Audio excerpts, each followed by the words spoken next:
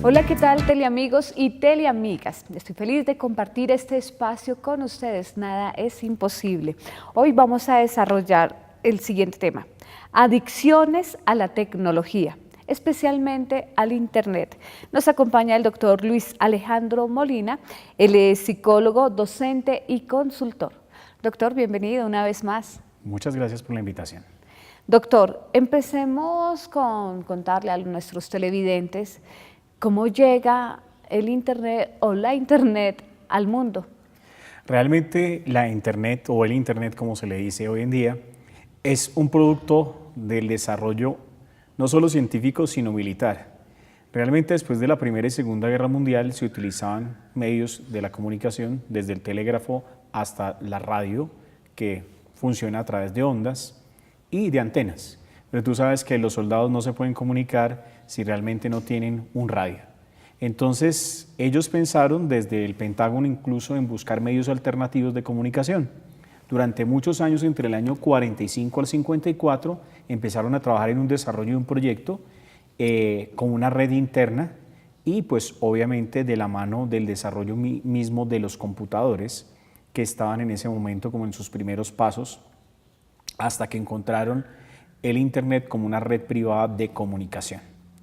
Cuando ya se dieron cuenta del alcance que eso podía tener, fue cuando más o menos entre el año 92 y 93, después de haberlo usado muchos años en secreto, sale al público y en el público pues obviamente llega a Colombia en el año 95. Recientemente, como te preguntaba, ¿tú recuerdas Tutopía? Tutopía era el primer servidor y comercializador de servicios de Internet a través de línea telefónica donde sonaba hasta que conectaba. Hoy en día tenemos pues ya fibra óptica, conexión satelital, bueno, una serie de alternativas y la web se convirtió realmente en una plataforma, no solo científica, sino de intercambio de información, sino también un tema que se convierte no solo en una red social hoy en día, sino un medio de comunicación masivo y en una estrategia digital para muchas empresas, donde realmente hay empresas que son digitales, simplemente comercializan y venden sus procesos y sus proyectos a nivel digital. Pero ojo con eso, detrás de ese medio tan masivo y tan importante que nos ha permitido de cierta manera, como lo dicen muchos científicos, hemos avanzado en los últimos 25 a 30 años, en 100 o 200 años en tecnología. Por eso hablamos de primera G, segunda G, tercera G, cuarta G, quinta G, inclusive hasta los software ya van en 7 o 8. Sí. Y esos son lenguajes de programación. Dicen que debemos llegar al nivel 10, que es el nivel máximo, pero ya estamos cerca de llegar a ese nivel de desarrollo técnico y científico, e inclusive ya hablamos de realidad virtual. Claro. Doctor, todo esto es maravilloso, pero ¿cuándo se puede considerar que existe una adicción en una persona? Hay una pregunta que la tenemos planteada: ¿cuánto tiempo pasa su hijo conectado al Internet? Entonces respondas esa primera pregunta y luego ya entraremos a dilucidar qué es lo que pasa. Digamos, el estándar de una persona normal debería estar entre 1 a 3 horas. Si ya es directamente sobre su trabajo, pues uno diría puede de pronto tardarse un poco más, porque realmente tiene que estar en ese mundo digital inmerso, mandando correos electrónicos, visitando páginas, etc. Pero cuando su hijo, que no tiene no solo una labor educativa, pasa más de 3 horas, no solo haciendo sus tareas, sino realmente buscando otro tipo de información, y cuando hablamos es picando aquí o clichando allá o dándole clic allá, de esos ads o esos famosos mensajes que salen emergentes, ya el niño empieza a irse por otro lado. Ya es donde empieza a perder foco de lo que realmente él quiere hacer, claro, y para lo cual fue creado el Internet. Además que hay conceptos diferentes, y es que cuando una persona ingresa a Internet, ya sea por investigar, creo que el tiempo de investigación es corto. Generalmente los adolescentes, los jóvenes, el tiempo que más permanecen conectados, están en las redes sociales, ya sea en WhatsApp, en Facebook, o existe otra estadística diferente a eso. ¿Cuál es la página que más ingresan las personas que son adictas a Internet? Es que hay una cifra muy importante. Recientes estudios hechos en Latinoamérica por una firma costarricense hablan de que hay cerca de 200 millones de personas con perfiles creados en Facebook y es la principal red de conexión. La segunda es el Twitter, inclusive digamos que hay muchas estadísticas que hablan también de lo que se llama el WhatsApp, pero como WhatsApp no está como tan caracterizado como está también en el celular y de manera virtual, pero o si no están en Twitter o están directamente en el WhatsApp. Y obviamente hay Pinterest, hay otra cantidad de redes sociales, pero Facebook se lleva la mayor parte, WhatsApp y el Twitter. Entonces ahí lo que nosotros empezamos a ver es que cada uno tiene como un fin común. Una fue creada como una red social universitaria donde intercambiaban fotos y se conectaban la gente, pero obviamente ya hay una plataforma comercial detrás de ello y obviamente usted deja mucha información allí de tipo personal y privado y tiene, de cierta manera, usted tiene un mundo digital de su privacidad expuesto allí. Twitter es una red mucho más informativa para, con un cierto número de caracteres muy corto, lanzar sus pensamientos, opinar y comunicarse en tiempo real. Y ya lo que es como tal el WhatsApp es un medio mucho más llamativo porque se volvió un medio de comunicación donde metes video, mensajes de voz, etcétera, pero también es mal utilizado de cierta manera. Consecuencias de esta adicción a Internet. Pues la adicción tiene un nombre particular, se llama tecnofilia. Muy bien. Entonces uno diría, ¿cómo yo hago para evitar o qué tratamiento hay para no ser tecnófilo? Entonces una filia es aquella cosa que significa no solo una adicción, sino realmente es algo que me está afectando ya. Porque como lo son las filias, la homofilia, bueno, una cantidad de adicciones como tal que tienen las personas, significa que de cierta manera yo ya perdí el control. Y es donde yo le digo a los televidentes y esencialmente a los padres y abuelos, ¿quién tiene el control en su casa? Y cuando hablo es del control parental, porque ya hay aplicaciones, no solo de ciertos canales de televisión, donde usted entra y puede bloquear con una clave ciertos canales que tienen contenido sexual, que tienen contenido no católico, o páginas de internet en donde simplemente la ETV o las empresas de servicios ya públicos domiciliarios de telefonía bloquean inmediatamente esas páginas, o simplemente usted baja el software e inmediatamente por default o por configuración dice estas páginas están bloqueadas para menores de edad, o de tal a tal hora usted bloquea estas horas que es cuando están los niños y usted no está.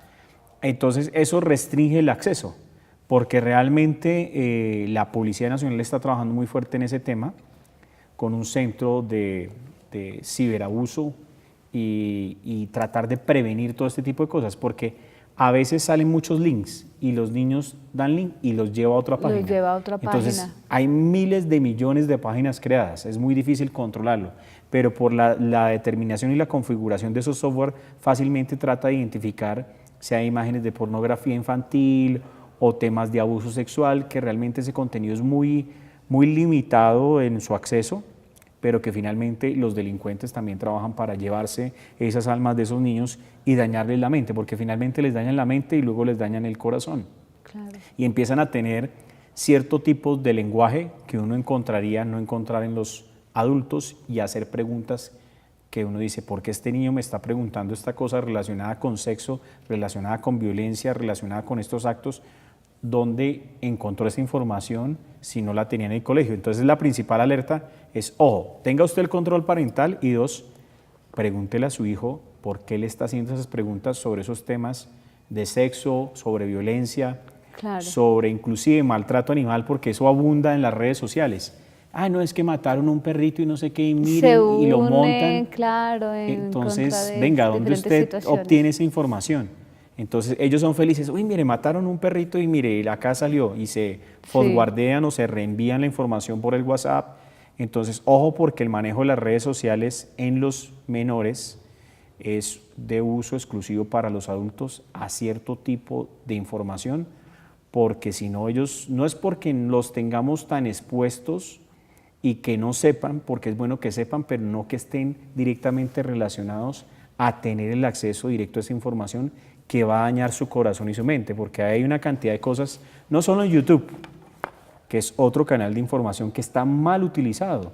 El YouTube es un canal más educativo de información y hay unos programas maravillosos como los de nosotros que ya están subidos en YouTube, pero hay otra gente que sube contenido provechoso. Hay una aplicación que se llama SlideShare, que es compartir diapositivas y todos los profesores de las universidades somos felices y encantados subiendo nuestras presentaciones ahí. Y eso es lo que uno pretendería, que nuestra audiencia que nos está viendo en esos canales digitales sean niños y adolescentes que estén interesados en desarrollar sus competencias educativas y emocionales. No es más.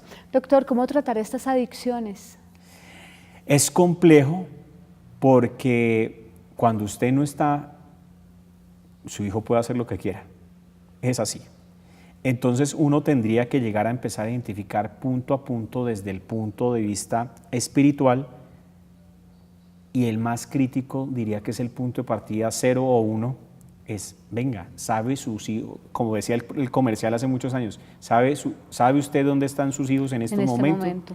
¿O qué están haciendo sus hijos? Ah, no, ese debe estar chateando, ese debe estar por allá tirado en la cama, allá, y casualmente ya tenemos problemas no solo psicológicos, emocionales, sino osteomusculares en toda esta parte de los adolescentes que se la pasan todo el día encorvados, chateando, pero con una habilidad motriz muy fina para poder chatear. Pero ojo, el tema es, y el punto central del corazón, ¿los niños están viendo por pornografía? Sí. Ese sería el primer punto de los 8 puntos que usted nos ha dado como sugerencia para tratar estos casos. Vamos a empezar a tratarlo punto por punto. El primero sería ese, ¿no? Pornografía. Rechazar la pornografía. ¿Y cómo uno rechaza la pornografía? ¿Por qué? Y siempre hay un por qué. Los niños, todo lo que ven lo aprenden. Y todo lo que ven lo ejemplifican y todo lo que ven lo comentan. Y es casualmente que muchas veces encontramos que estos niños llegan y le dan besos a otras niñas y ya empiezan otro tipo de tocamientos o acercamientos que uno dice, venga, este niño, ¿qué está haciendo y por qué está haciendo? Desde muy temprana edad, doctor, o sea, a los 6, 7 años los niños ya están pensando en besos, están pensando en novias. ¿Por qué se da esto? Entonces, simplemente la televisión es otro medio, digamos, que da acceso a ese tipo de pautas comportamentales. Cuando hablo de pautas comportamentales, es que ellos están viendo y están imitando, se llama aprendizaje por modelación o aprendizaje vicario, en donde ellos ven eso de sus padres, o desafortunadamente, como ha sucedido muchas veces, los padres cuando tienen sus relaciones sexuales dejan la puerta abierta y los niños se dan cuenta de eso. Pero hoy el peligro más latente es que ellos están entrando a sitios no recomendados en Internet. Y ahí es cuando nos damos cuenta que realmente pueden llegar a aprender cosas que no están permitidas para ellos, y eso los debilita en su fe y los debilita en el verdadero sentido del amor, porque el amor no es sexo, el amor es amor, y es amor puro de una manera diferente. Además que les va generando curiosidad, y si no hay una educación espiritual bien formalizada, pues terminan. Por eso vemos en colegios niñas de 11 años, 12 años embarazadas. Mira, fue muy crítico hace muchos años, en el año 2000, cuando yo estaba haciendo unos talleres para prevención de temas del secuestro, en esa época muy críticos, financiados por el gobierno americano, por USAID. Entonces encontramos niñas embarazadas de 12, 13, 14 años, 15 años, en diferentes contextos, no solo en colegios públicos y privados, sino en diferentes niveles sociales. Y uno decía, ¿qué pasó en este momento? ¿En dónde perdió esta niña el norte? No falló el sistema educativo, uno diría, no falló la educación, o fallaron los padres. Yo diría que fallaron todos al mismo tiempo. Entonces uno encuentra que en ese momento era un nivel crítico, porque estamos hablando del año 2000. No, un escándalo, una niña embarazada en el colegio, no, la sacamos y la expulsamos. Ya cuando la ley evolucionó, le dio la protección, le dijo, no, es una niña como cualquier otra porque tiene igualdad de derechos. Ahora, el tema puntual es que el niño aprende de algo que es grotesco, algo que no es amor y algo que lo operacionaliza. Y por eso he redefinido muchos temas, porque la música también incide. Claro. Porque el reggaetón, que es Sí. netamente sexual y no sexual, sino ya pasó a lo genital, sino no se habla ni de sexo, sino de lo sexual y lo genital. Es brutal cuando uno se sienta a escuchar ese tipo de cosas. Entonces, así es, doctor. ahora... Pero yo le voy a pedir, lo voy a interrumpir un momento porque vamos a ver unos cortos mensajes de interés y enseguida regresamos con este tema tan importante, adicciones a la tecnología, especialmente a la internet. Ya regresamos.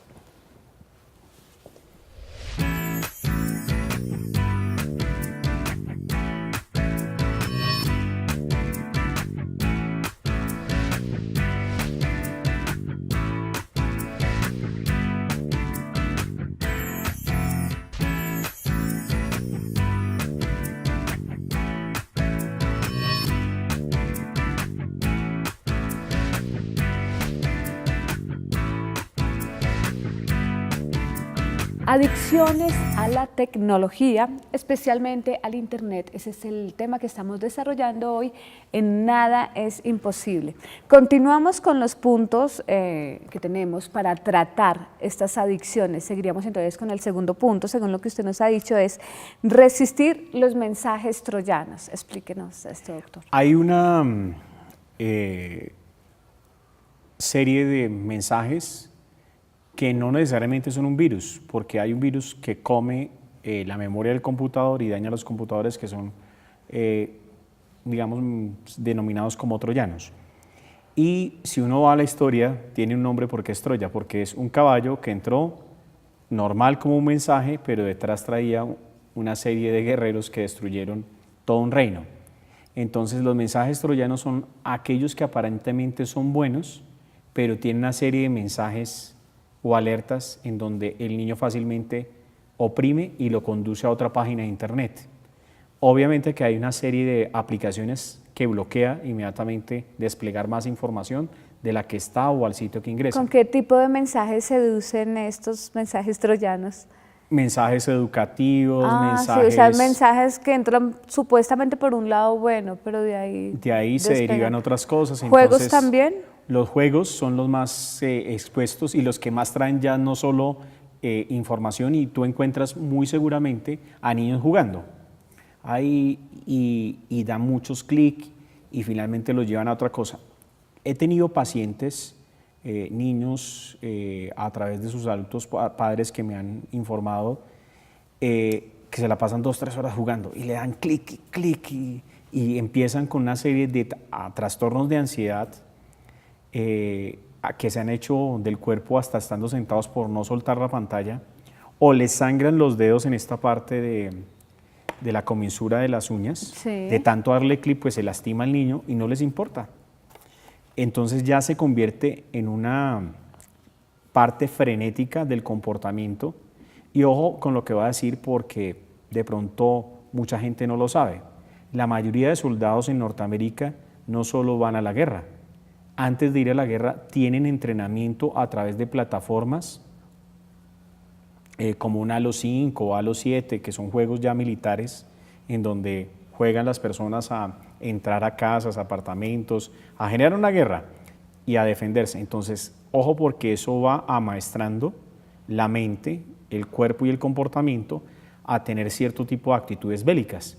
Entonces, obvio que eso corresponde a un carácter militar y un entrenamiento militar, y los niños lo están teniendo como si fuera un juego normal.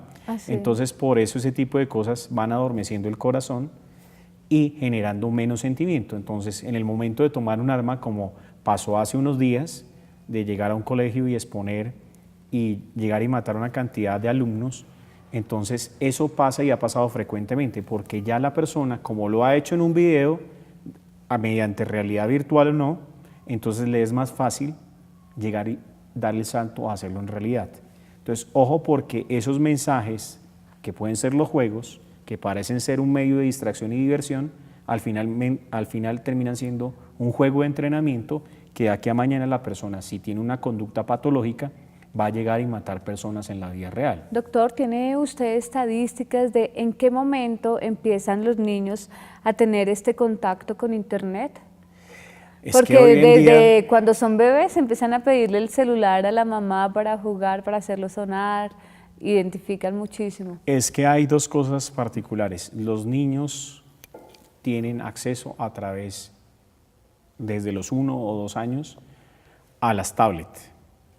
Y como este mundo es digital y todo se puede tocar, y los niños están en la misma etapa de aprestamiento, en tan solo 2 años. Entonces finalmente empiezan a clichar y encuentran los videos de Peppa Pig, de Disney. Los videos musicales. Los videos musicales, entonces ven, y casualmente tienen una habilidad que yo digo que no solo es genética, sino que ya es más fácil que ellos puedan ingresar y eso los va conduciendo. Entonces ya empiezan con esos ataques de ansiedad. Mami, ¿dónde está la tablet? Papi, el celular. Y lo maneja mejor que lo pueda hacer uno, pero ojo porque usted le está entregando un arma de doble filo. Entonces, muy bien. Toca o sea, esta sería aislarlo. como la etapa de los 2 años y se puede decir que va como hasta los 5 años, en donde utilizan los medios, los equipos de tecnología como simplemente juegos. Sí. Luego, ¿en qué momento empieza a generar en ellos estas ganas por estar vinculados en las redes sociales? Por lo general, desde los 7 años ya encontramos en internet perfiles de niños. De niños a los 7 años. A los 7 años. Y de ahí en adelante se va profundizando y ellos ya tienen su propia marca personal y tienen sus propios canales en YouTube y se vuelven blogueros y les parece fabuloso ese tema.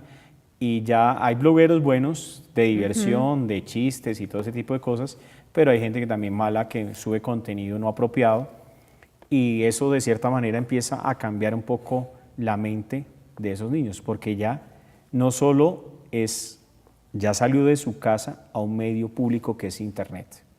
Ya saben quién es usted y si usted postea o coloca contenido ahí en la web, usted se va a dar cuenta que va a tener interacción con otro tipo de personas que no sabemos si son reales o ficticias.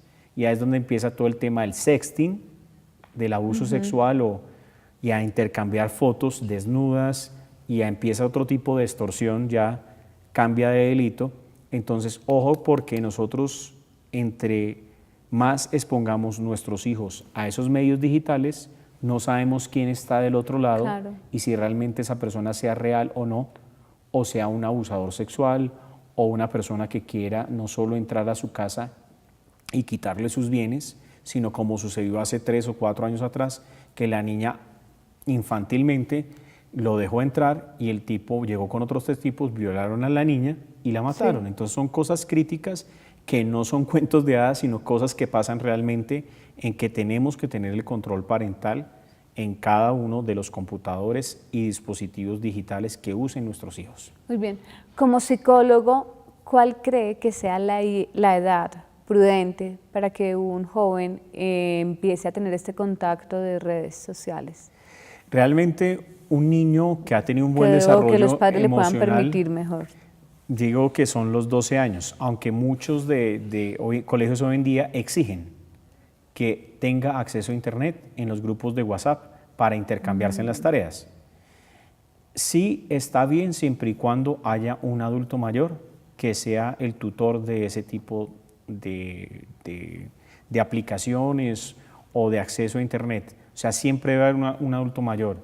Pero lo importante es que una persona, un niño, entre comillas, maduro en su desarrollo emocional para poder asumir una responsabilidad, porque es una herramienta de trabajo, yo pensaría que son los 12 años, porque él ya está en bachillerato, ya tiene una estructura de la personalidad, que sabe quién es él y para dónde va. Obviamente es un adolescente en proceso de formación, pero por lo menos tiene un poco más de conciencia hasta dónde es el alcance de ese tipo de herramientas. 12 años y supervisado por los adultos. ¿Hasta qué punto los padres de familia, sin entrar a una parte ilegal, podrían llegar a controlar las redes de sus hijos? Es importante entonces que ellos tengan sus claves, que estén constantemente ingresando, o cómo manejan esa situación. Yo le hago esta pregunta no solamente como psicólogo, sino también como padre. ¿Cómo es ese tratamiento hacia su hija? Bueno, hay dos cosas allí. Uno, casualmente la legislación colombiana establece, y la Fiscalía ha determinado, que los hijos, digamos de cierta manera, tienen derecho a la privacidad. Esa no está por encima de la de los padres, excepto cuando se encuentren cosas que están por fuera del orden legal. ¿A qué me refiero con eso para ilustrar el ejemplo? Si usted que su hijo está ingresando a páginas pornográficas, está ingresando a contenido prohibido, usted tiene la potestad como padre de llegar y poder pedirle al operador que le bloquee las páginas o que simplemente tenga el acceso directo, porque ahí ya hay la comisión de un delito. Claro. Y está exponiendo a su hijo a un delito del carácter, por lo general, sexual o de extorsión. Entonces, ojo, porque ahí ya nosotros entramos como padres a legislar sobre nuestros hijos y la responsabilidad de lo que él haga o de lo que él deje de hacer. ¿A qué me refiero con eso? Porque el año pasado, precisamente entre agosto o septiembre, sucedió que un menor de edad estaba extorsionando a una novia porque había tenido relaciones con ella y tenía las grabaciones y los videos expuestos. Y finalmente el Gaula lo capturó, un menor de edad. Wow. Entonces, y le estaba exigiendo 500 millones, y no sé cuánto dinero le sacó al fin y al cabo. Pero entonces, ojo, ¿de quién es la responsabilidad? No solo del padre que le permitió acceso a la información y ya era un niño ya a punto de ser adulto, porque lo capturaron a los 17, 18 años, sino que realmente es una persona que está transgrediendo la ley. Entonces, ojo, porque nuestro hijo también puede estar haciendo lo mismo con contenido no apropiado, intercambiándolo o haciendo parte de un delito, y nosotros sin enterarnos de ese tipo de cosas. Entonces, la ley sí permite, independientemente de que usted o no tenga el acceso a la internet, que su hijo vaya a cometer un delito, usted está en la potestad de llegar y exigirle o bloquearle las páginas web porque está haciendo cosas indebidas. Muy bien, bloqueo de páginas web, pero ingreso a las redes de ellos con clave y todo eso lo podría hacer los padres. Lo puede también solicitar a través de una orden judicial. Solamente a través de una orden judicial. Y obviamente el operador lo que hace es por lo general bloquearle la web, las páginas web a la que tenga acceso, pero igual tú hasta que tu hijo cumpla 18 años tienes la patria potestad Claro. de, digamos, de formarlo por el camino del bien, pero si lo ves que se está desviando, pues obviamente ya tienes que entrar con otro tipo de argumentación jurídica para poder llegar a llegar a ese tipo de información. ¿Qué síntomas presentan los niños que en este momento están haciendo mal uso de la tecnología, del internet? ¿Qué síntomas presentan pues, para que los padres de familia estén alerta cuando sus hijos presenten estos síntomas? Hay un síntoma principal del cual deriva todo, que se llaman los trastornos de ansiedad. Entonces, cuando su hijo está inquieto, cuando no se puede o quiere estar quieto y está intranquilo, entonces ese tipo de conductas se presentan cuando él no tiene el acceso a internet, porque quiere y no puede y se desespera. Entonces esos trastornos de ansiedad generan otro tipo de serie de conductas. Entonces los niños, al alejarlos de este medio, presentan depresión, presentan aislamiento, se vuelven agresivos, groseros, manipuladores. Entonces es una serie pero siempre arranca por los trastornos de ansiedad, porque como él se conecta a una red donde, digamos, tiene una identidad virtual, entonces también estamos teniendo problemas en la estructura de la personalidad. ¿A qué me refiero con eso? Que es un niño que no sale, que es un niño que tiene una identidad virtual, pero su comportamiento en el colegio es una persona aislada, es una persona que no comunica. Entonces en las redes es otra persona y en la vida diaria es otro. Entonces Así es. hay una disonancia cognitiva de la estructura de su personalidad. Entonces, ojo, porque esos son los niños que están más cerca del suicidio. Así es. Doctor, vamos a una corta pausa y ya regresamos con este importante tema. Aquí en Nada es Imposible. Ya regresamos.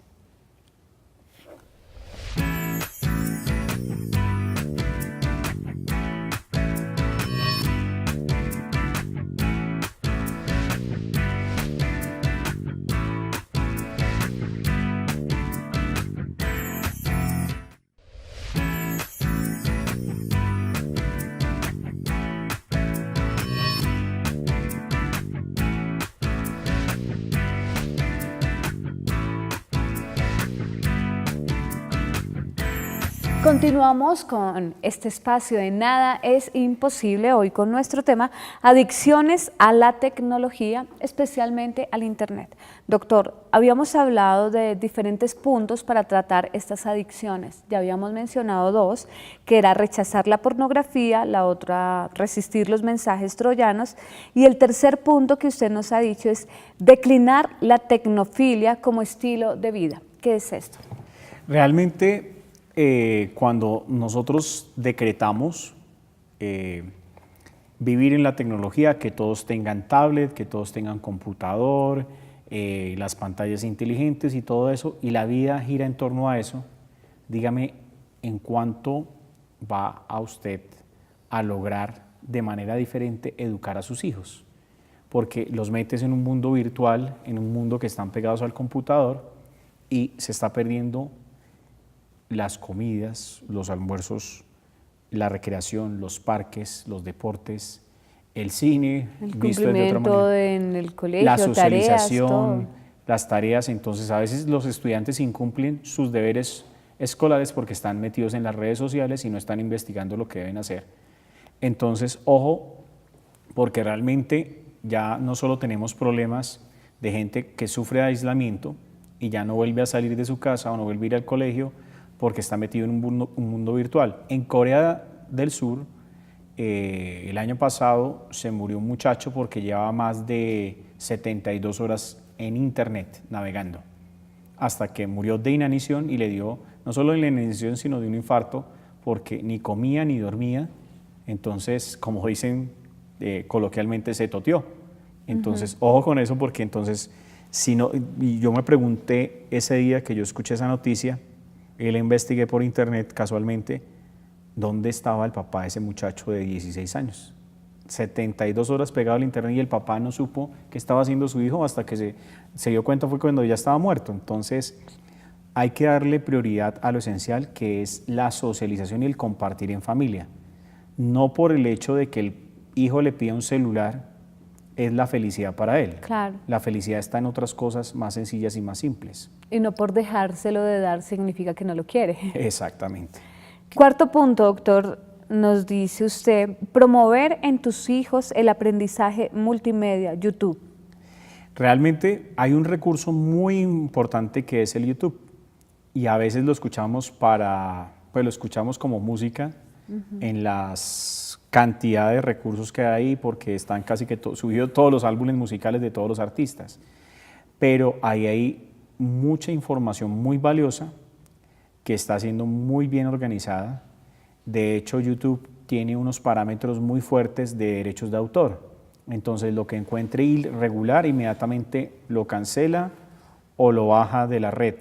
Entonces, ese canal de YouTube, que ahí están la mayoría de youtubers, como le llaman, suben cosas muy importantes. Entonces, la idea es cosas que puede usted utilizar, es busque, investigue como padre qué información hay en YouTube, porque es un canal digital con voz, audio, ayudas audiovisuales y todo. Es una televisión pequeñita, ¿no? Así Pero es gigante el mundo de información que hay. Si el papá se preocupa por un desarrollo espiritual, también ahí está Teleamiga en el canal virtual, y hay muchas historias bíblicas allí para los niños, hay muchos dibujos animados católicos y cristianos que enseñan en los hijos valores. Entonces hay miles de materiales que nosotros podemos llegar a utilizar y desarrollar para poder sembrar en ellos una manera de ver diferente la vida. Que justamente ahí va el quinto punto, desarrollar conocimiento en Dios. Este punto me encanta porque, bueno, justamente mi papá es uno de los que tiene la aplicación de Rezando Voy, entonces siempre lo primero que hace tan pronto despierta es escuchar el Evangelio del día. Nosotros también bajamos otra aplicación que tiene las laudes, las oraciones completas, vísperas, todas. Entonces también nos proporciona, es increíble, pero la tecnología también nos proporciona un mayor conocimiento hacia Dios, ¿verdad? Es por ese lado en donde se refiere. Realmente ahí hay mucho que aprender de Dios porque, digamos, Dios también está en la internet. Así es. Entonces, hay medios virtuales que son revistas católicas que llegan de manera gratuita con reflexiones. Está el Evangelio de los diferentes canales virtuales. Están las oraciones a diario, están documentales de la Virgen, bueno, experiencias católicas, experiencias marianas, bueno, hay mucho material. Programas como los de nosotros. Exacto. Por ejemplo, en Un Café con Galat es increíble, pero he estado en diferentes países, en Garabandal. Una vez al salir de Garabandal encontré un brasilero y de una vez, tú eres la presentadora de Un Café con Galat. O sea, hay varios televidentes que nos siguen, es por YouTube, y a través de eso dicen, gracias a ustedes he aprendido a conocer la verdadera doctrina católica, gracias a ustedes cambié mi vida. Entonces esta es una forma también de acercarnos muchísimo más a Dios, y Dios se vale de estos instrumentos. A mí me ha pasado también a veces a las 2, 3 de la mañana uno despierta, coge el celular y ahí encontró un mensaje muy bonito que Dios tenía para uno. Y hay algo particular, es que el IVOPE, que es el índice de audiencia, ha ido creciendo. Así es. Y creciendo, y digamos de cierta manera nos sentimos orgullosos porque vamos muy lejos de nuestros canales aliados, porque no iríamos competencia como lo hacen los otros canales comerciales, sino nuestros aliados en la fe, que les llevamos mucho en audiencia a través de ese canal. Entonces eso demuestra que, digamos, nos estamos posicionando allí y que de cierta manera ese es el camino correcto por el cual llegamos a través de las personas que en un determinado momento no tienen tiempo en la mañana para vernos, o en la noche lo pueden hacer durante su trabajo o a cualquier hora del día cuando les quede tiempo. Ahí está todo el material. Y aprovecho este tema para recordarles a nuestros teleamigos que Teleamiga es un canal con una misión evangelizadora, y si usted quiere apoyar esta obra de evangelización, no solamente de Colombia, sino de los 45 países a donde llega Teleamiga, puede hacer sus donaciones al Banco de Occidente, cuenta de ahorros número 218-817-077, a nombre de la Fundación Ictus, o en Bancolombia, cuenta de ahorros número 2031-644-9787, también a nombre de la Fundación Ictus. Seguimos con el sexto punto, y es buscar los caminos de Dios y las rutas de la espiritualidad. Bueno, en ese orden de ideas, al buscar esos caminos de Dios, yo digo que todo es conducente. ¿Y qué es conducente? Que lo lleva por un camino hacia la verdad. Entonces, si uno no busca el camino, no lo hace solo caminando de la mano de Dios. Si lo hace solo, lo debe hacer es con la familia y con la familia. ¿Por qué? Porque encontramos muchas veces en muchas familias que hay una sola persona orando por esa familia. Y uno dice, pobre, ¿no? Está como arando en el desierto. ¿Cuándo será que esa familia se convierte? ¿Cuándo será que mira a Dios? Entonces, ojo, porque esas personas tienen un valor inmenso, porque están sembrando ya en esa familia el valor cristiano. Con ruego y oración, y siempre lo digo de rodillas y con las manos levantadas, hay que pedir por estas personas, porque finalmente esa familia, si le abre la puerta a Dios, ese camino ya, digamos, no va a ser como arar en el desierto, sino abre otros caminos, y son los caminos de la espiritualidad, de la sabiduría, pero en Dios, del conocimiento en Dios.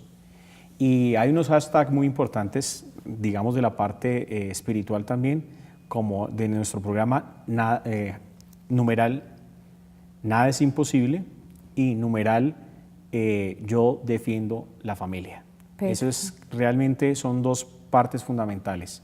Es, para nosotros no hay nada imposible si lo confiamos en Dios, y hay que defender siempre la familia porque ese es el núcleo del proyecto de vida y del proyecto de Dios.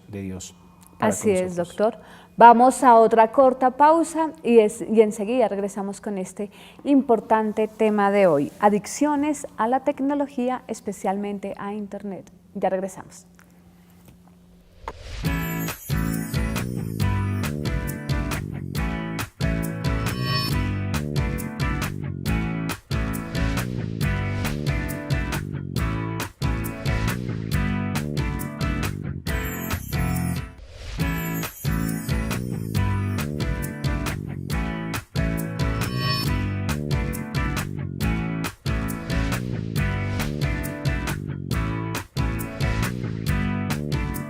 Y continuamos con la última parte de este espacio de Nada es Imposible, hoy con el tema adicciones a la tecnología, especialmente al Internet. Doctor, estábamos tratando los puntos para combatir la adicción a la tecnología y tenemos el séptimo punto, que es meditar en la palabra de Dios. Sí, realmente a veces cuando nosotros leemos la Biblia por Internet nos quedan los mensajes claves. Inclusive hay muchas infografías y mensajes con paisajes y todo. Y uno dice, listo, eso es Jeremías 1:3 o esto es Mateo 24:2. Y uno dice, bueno, ¿y qué hago con ese mensaje, cierto? Pero ¿qué hay más allá? Cuando uno dice, leí el mensaje y lo entendí, no es suficiente. En cuanto a que debemos llegar y decir, ¿qué Dios me está tratando de decir a través de este mensaje? Es decir, cómo yo aterrizo ese versículo de la Biblia y lo llevo a mi vida diaria y lo aplico y lo vivo y pido conducción de Dios para poderlo hacer visible. Porque a veces la palabra es palabra, pero no es viva en la medida que yo no lo aplique en mi vida. Y es muchas veces que nosotros leemos y leemos la Biblia, a veces muchas personas lo manifiestan. Doctor, pero es que yo leo la Biblia y no la entiendo. Pero es que la Biblia no hay que entenderla necesariamente, hay es que vivirla y esa es la mejor vivencia. Entonces pedirle al Espíritu Santo que transmita ese mensaje y que abra el corazón. Y abrir el corazón y abrir esas puertas significa no solo discernimiento, sino entendimiento para poderlo hacer, llegarlo a hacer realidad. Pero ese hacerlo realidad no es solo lo que decimos en un momento determinado. ¿Será que yo puedo hacer eso? ¿Será que es difícil hacerlo? Porque a veces mucha gente lo entiende y sabe que lo tiene que llegar a hacer, pero no es capaz. Y el no es capaz es porque se confronta contra sí mismo y dice, no voy a ser capaz. Y Dios le está diciendo, yo estoy ahí a tu lado para ayudarte a hacerlo realidad. Entonces, por eso decir que meditar en la palabra es cómo yo llego a hacer realidad eso con la voluntad de Dios, estando al lado de uno siempre y acompañándolo. Así es. Y el último punto, doctor, orar pidiendo ayuda. A veces nosotros oramos, Padre nuestro que estás en el cielo, y es repetitivo. Y es cosa que nos lo critican a nosotros los católicos.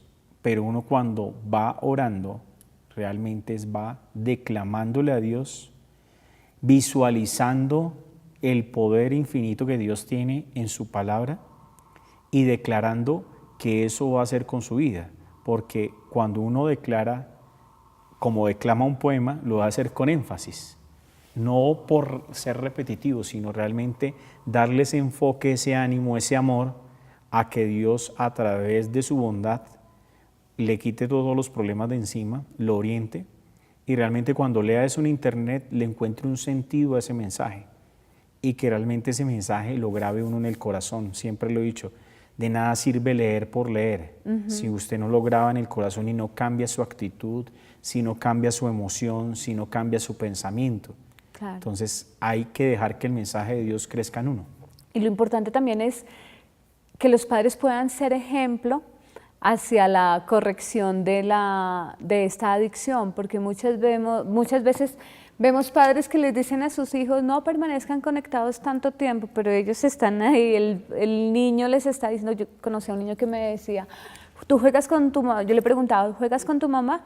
Y él me decía, no, ella solamente juega con su celular. Entonces también es importante que los padres den este ejemplo también de pues de que se retiren un poquito de la tecnología, que marquen los tiempos, que establezcan. Doctor, fue un placer compartir una vez más este espacio con usted y pues muchas gracias por estar aquí. No, gracias a ti. Les recuerdo a nuestros televidentes el número de cuenta en los cuales pueden hacer sus donaciones, y es Banco de Occidente, cuenta de ahorros número 218-817-077 a nombre de la Fundación Ictus, o en Bancolombia en la cuenta de ahorros número 2031-644-9787, también a nombre de Fundación Ictus. Le recuerdo los correos en los cuales nos pueden presentar sus preguntas o comentarios frente a estos temas que desarrollamos aquí en Nada es Imposible, y es nadaesimposible@teleamiga.com o retiros.guerreros@teleamiga.tv. Nos vemos en una próxima oportunidad. Que tengan buen día.